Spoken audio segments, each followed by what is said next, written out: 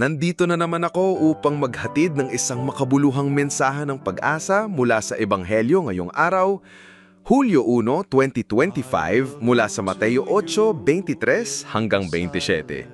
Sa Ebanghelyo ngayon, sumakay si Jesus sa bangka kasama ang kanyang mga alagad. Habang nasa gitna sila ng lawa, biglang lumakas ang alon. Habang sila'y natatakot, si Jesus naman natutulog. At ang sigaw ng mga alagad, "Panginoon, iligtas mo kami!" Napaka-relatable, di ba? Ilang beses na rin tayong parang nasa gitna ng unos, problema, sakit, kabiguan, at pakiramdam natin natutulog ang Diyos. Tahimik, parang hindi niya tayo pinapansin. Pero anong nangyari? Bumangon si Jesus, pinatigil ang bagyo at nagbalik ang katahimikan. At tinanong niya sila, "Bakit kayo natatakot? Bakit kayo walang tiwala?"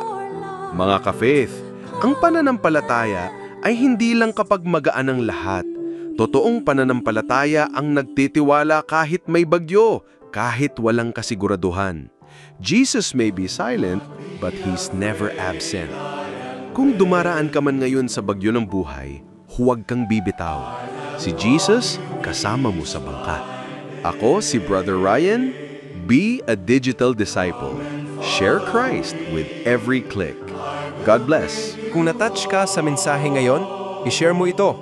Sa bawat click, sa bawat follow, sa bawat share, isa kang digital disciple na nagpapalaganap ng pagmamahal ni Jesus sa social media. Maging digital disciple. Share Christ with every click. God bless.